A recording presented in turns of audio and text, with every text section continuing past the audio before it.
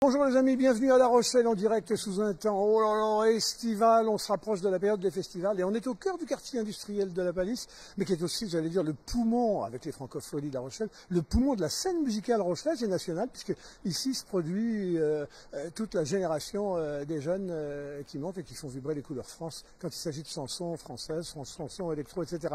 Et la semaine prochaine, la Sirène, le 12 juin, accueille un enfant du pays, et cet enfant du pays a pour nom, il achève une tournée. Lescope, bonjour. Bonjour. Ça me fait très drôle, je vous le confesse tout de suite. J'ai connu Lescope, il n'était pas encore au monde. Voilà, maintenant il est au monde.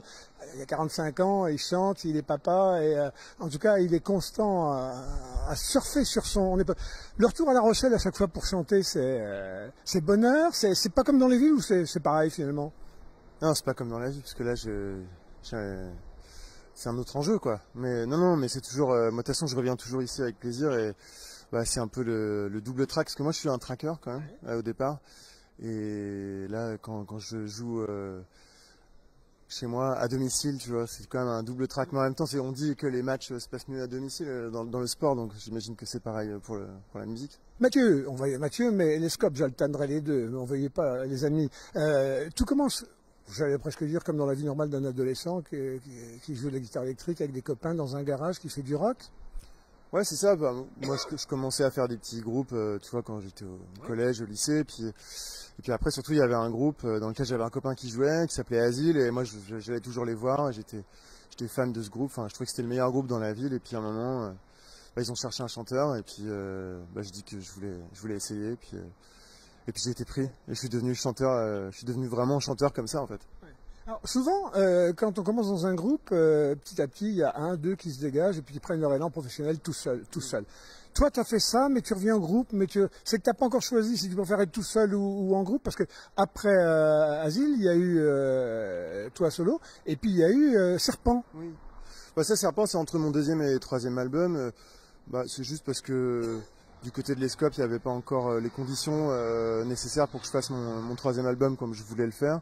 Donc j'ai fait un peu d'autres projets, j'ai fait du cinéma, j'ai fait du théâtre, puis j'ai fait ce groupe Serpent. Et ça a pas mal tourné finalement. Alors que c'était juste au départ un peu pour rigoler comme ça. Et puis finalement, tu vois. Au début, c'est dans un garage. Après, bah, à la fois, c'est de l'édition musicale. Et puis, alors après, il faut aller scolter le public, il faut faire des tournées. C'est excitant ou c'est perturbant quand on voit ton côté plutôt un peu en recul toujours? On se dit, oh là là, et se jeter dans la foule. Ah non, mais tu sais, c'est les grands timides qui font les meilleures bêtes de scène, hein, c'est ce qu'on dit. Non, mais moi, moi j'aime bien. Après, j'ai le track, comme je te disais, mais j'aime bien. Moi, j'adore la scène. Je trouve ça génial parce que justement, en fait, dans la vie, moi, je sais jamais où me foutre. Alors que sur scène, je sais, tu vois. Il y a un endroit au moins. Qu'est-ce qui s'est passé, Mathieu? Il y a un moment, tout le monde suivait, on disait, oh, mais quelle ascension, ce garçon, il est fidèle en plus à ses racines, on va les voir. Et puis tout à coup, un mentor, deux mentors, trois mentors, Étienne Dao, c'est énervant à la fin peut-être d'entendre toujours dire que c'est Étienne Dao. C'est quoi tes références, les inspirants, que ce soit au niveau des groupes de musique ou au niveau des chanteurs plus solitaires? Oui, bah non, mais moi c'est vrai qu'Étienne Dao, c'est un artiste qui a compté pour moi et puis qui compte encore. Et puis moi j'aimais beaucoup Daniel Dark aussi, Taxi Girl, enfin toute la scène New Wave française des années 80, comme ça c'était un truc que j'aime bien, quoi. Et qui m'a pas mal influencé, mais aussi des gens comme Gainsbourg, comme Yves Simon, qui font c'est pas vraiment la même musique que moi, mais c'est des référents aussi, quoi, parce que c'est dès qu'il y a du texte en français avec des belles mélodies, moi ça me parle tout le temps.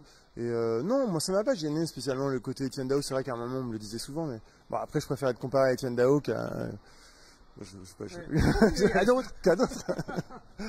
Alors, chanter seul, je le disais tout à l'heure, t'es alternant en groupe, alternant seul. Comme tu disais, c'est que t'as pas encore vraiment trouvé ou non, c'est comme ça, c'est dans la vie, on saute de l'un à l'autre, à soi, aux autres. Non, faut changer. Et puis, enfin, moi en tout cas, j'ai toujours été un peu, tu vois, un pied dans le. Comme je te disais, tu vois, il y a le théâtre, il y a le cinéma, il y a moi, au départ, j'avais appris le métier d'acteur, tu vois. En fait, en sortant du conservatoire, finalement, c'est la musique qui a marché. Mais j'avais toujours gardé ça dans un coin de ma tête. Puis à l'écriture, j'écrivais plutôt de la poésie au départ, après que j'ai mis en chanson, et c'est comme ça que je suis devenu chanteur. Aujourd'hui, tu vois, je bosse sur un roman. Bon, tu vois, je suis un peu, comme je m'ennuie vite. Et le cinéma, c'est toi qui es allé chercher le cinéma ou c'est le cinéma qui est venu te chercher? C'est plutôt, en fait, c'est une copine, Nina Antico, qui est aussi autrice de bande dessinée, donc elle aussi un peu protéiforme, et qui est venue, tu vois, qui avait écrit un scénario pour faire son premier long, et elle me dit, ah, j'ai un rôle, je pense à toi pour ce rôle et tout. Ça s'est fait comme ça, quoi, naturellement, quoi. Il y a plein de jeunes qui, à 15 ans, 16 ans, on le disait, dans un garage, commencent par la musique, puis ça s'arrête, c'est leur vie d'adolescent, etc. À un moment, il y en a d'autres pour qui ça continue. Est-ce que le fait d'avoir grandi à La Rochelle, avec tout à coup un jour des francopholies qui arrivent, même si tu es né avant les francopholies, évidemment, etc., est-ce que, comment dire, tout ce contexte-là, ça a été porteur, ça a aidé. Tu aurais pu ne pas être chanteur s'il n'y avait pas eu tout ça, tes parents dans le domaine des arts, etc. Ouais, je sais pas, c'est toujours difficile de savoir ce que tu aurais été si tu n'avais pas été toi-même. mais non, mais moi, effectivement, moi, les francopholies, ça a compté, surtout parce que j'ai rencontré aussi les gens des chantiers des Franco, assez jeunes, avec Asile, et on a bossé ensemble, et j'ai pas mal appris les premiers rudiments de la scène et tout.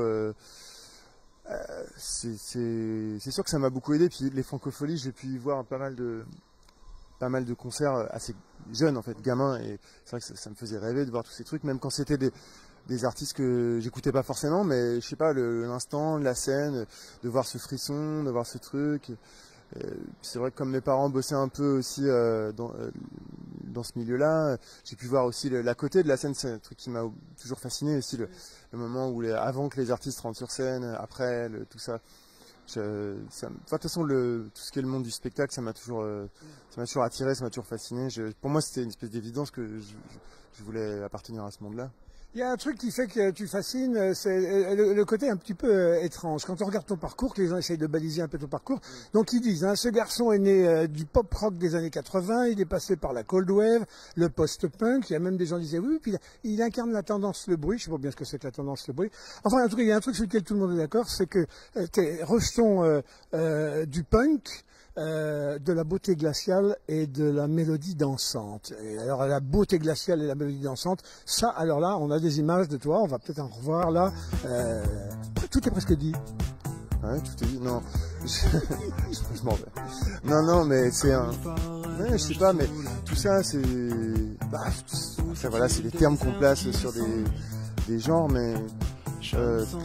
c'est une manière de s'exprimer, disons, qui, oui, glaciale, je sais pas, mais il y a une certaine... Moi, j'aime bien quand c'est un peu froid, quand c'est un peu ondulé. Je préfère toujours les chanteurs aujourd'hui, on parle beaucoup des gens solaires, tu vois, mais moi, j'aime bien les gens froids. Moi, j'aime bien quand c'est anguleux, j'aime bien quand ça pique un petit peu, j'aime bien quand il y a une certaine distance entre les artistes et le public. J'aime bien regarder les artistes et me dire, tiens, lui, je sais pas comment il pense, je n'arrive pas à savoir qui il est, et c'est intriguant.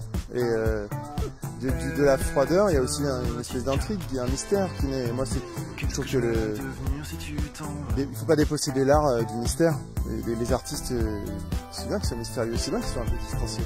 Alors là, tu achèves à La Rochelle une tournée, t'es passé par Grenoble, je sais, t'es passé par pas mal de villes autour de chez nous. Et ça va te manquer quand ça va s'arrêter là il paraît que dès qu'on a fini, on n'a qu'une envie, c'est de retourner comme une espèce d'adrénaline. Ça fait adrénaline, toi, les concerts? Ouais, les concerts, c'est de l'adrénaline, évidemment. Et puis après, c'est sûr que c'est une drogue à accoutumance, mais c'est une bonne drogue, on va dire. C'est du public qui vient chercher quoi? Il vient d'abord danser sur toi, ou non, il vient se mettre dans un coin, la tête dans les mains, et puis écouter tout ce que... Non, mais justement, c'est ça, c'est que mes chansons, elles peuvent être sombres, mais en même temps, il y a toujours une notion de danse et j'aime bien quand c'est immédiat, quand c'est facile de rentrer dedans, et je pense que c'est facile de rentrer dans mes concerts. C'est facile de rentrer dans mes chansons, et je suis pas un mélodicien compliqué, et je suis pas un grand savant de la musique. Donc moi j'aime bien quand les gens viennent là pour danser, pour s'éclater, pour boire des coups et se transpirer les uns sur les autres. Les amis, il s'appelle Lescope. Vous savez ce que ça veut dire, Lescope? Vous savez pas? Et il va nous le dire. Je crois que c'est un prénom, c'est un nom. En tout cas, ça vient de la Bretagne, semble-t-il. Ouais, c'était le nom de mon arrière-grand-mère. Ouais. Et je crois que ça veut dire évêque, Lescope, en breton. Ouais. Il y a qu'à dire ça en celte. Oui, je sais pas. Moi, je suis pas bon en linguistique. Mais ouais, je sais pas. Peut-être que j'ai un petit côté évêque. C'est mon côté froid. Est-ce que, bon, indépendamment des gens de référence là qui sont, t'as des chansons de référence? Il y en a une que t'aimes bien de notre ami Étienne Dao. Ouais, bah le Grand Sommeil, on parle souvent parce que on l'a chanté en duo d'ailleurs sur une émission de télé un jour.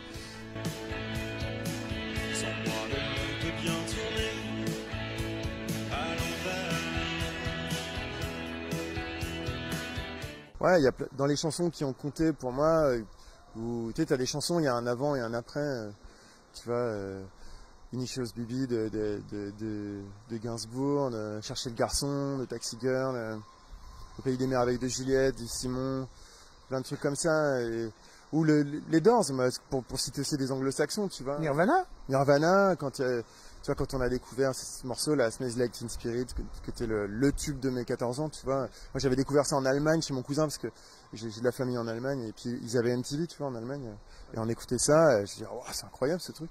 Et quand j'étais revenu, c'était pas encore sorti en France, et quand j'étais revenu en France, quelques mois après, j'avais retrouvé ah ouais, c'était lui, en fait, c'était ce type-là, c'était Kurt Cobain. Voilà, il y a des chansons qui te donnent des vocations, des artistes aussi, Jim Morrison aussi, ou même des poètes. Rimbaud, moi, tu vois, quand j'ai découvert ça ado, c'était une révélation, et c'est des gens auxquels tu as envie de ressembler. Ouais. Et tu te dis, tiens, peut-être que je vais pouvoir découvrir une partie de moi en l'imitant un petit peu, quoi. Les Scope, extrait de son dernier album, on s'en fait une petite ressucée, allez les amis. Le nouvel album s'appelle Rêve Party, et le morceau qui monte, c'est les garçons, c'est le morceau du moment, celui-ci. Ouais, c'est ça, c'est le... Dans un métier suffocant, parfois il se lève tôt. En radio et tout. Il respire le styroco. Ouais, c'est mon préféré. Moi, j'ai de la chance, moi, parce qu'en général, les morceaux qui marchent le mieux, c'est mes préférés. Donc, parce qu'il y en a, ils aiment pas. Non, mais il y en a, ils aiment pas leur tube, tu vois. C'est un calvaire chaque fois qu'il monte sur scène pour l'interpréter, ça arrache la gorge. Moi, j'ai de la chance. Il est bien, c'est ce que écoute, c'est un pur produit de La Rochelle. Que voulez-vous, quand on sort d'ici, on est singulier, on est forcément singulier. Ils parlent aux filles en criant, ils ne connaissent pas les mots qui se cachent dans leur petit cœur de salaud. À la campagne, à la ville, les beaux quartiers, les banlieues. C'est comme ça que pensent les garçons. Ils veulent ignorer les larmes qu'on voit dans leurs grands yeux. C'est comme ça que pensent les garçons. Ce sont des fauves endeuillés quand ils tombent amoureux. C'est comme ça que pensent les garçons. Mathieu, quand on se donne en spectacle, il y a des salles dont on ose à peine rêver tellement on se dit, oh là là, tous ceux en qui j'ai cru, ils y sont passés, j'aimerais y passer. Il y a des salles mythiques que vous avez fait dans votre Tour de France, ou peut-être Tour d'Europe, ou des salles que vous aimeriez faire?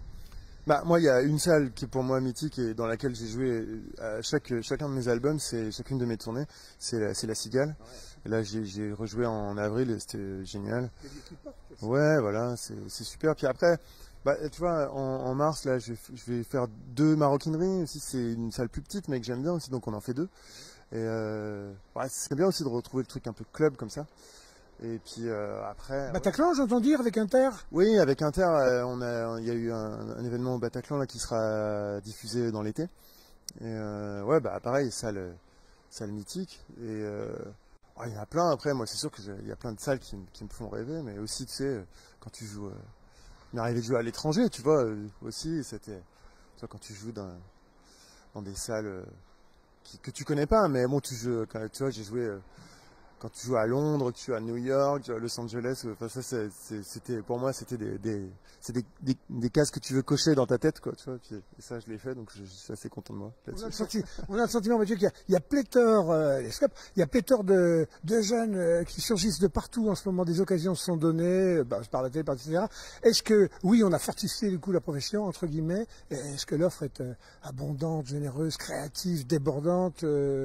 Vu de ces quelques dizaines d'années de recul que tu as maintenant, toi? Ouais, mais je trouve que par rapport à moi quand j'ai commencé la musique il y a 20 ans, ça a beaucoup changé et il y a beaucoup plus de... Je trouve les jeunes artistes beaucoup plus décomplexés par rapport aux Français. Et moi, ça c'est un truc que... Quand j'ai commencé, moi tout le monde voulait chanter en anglais.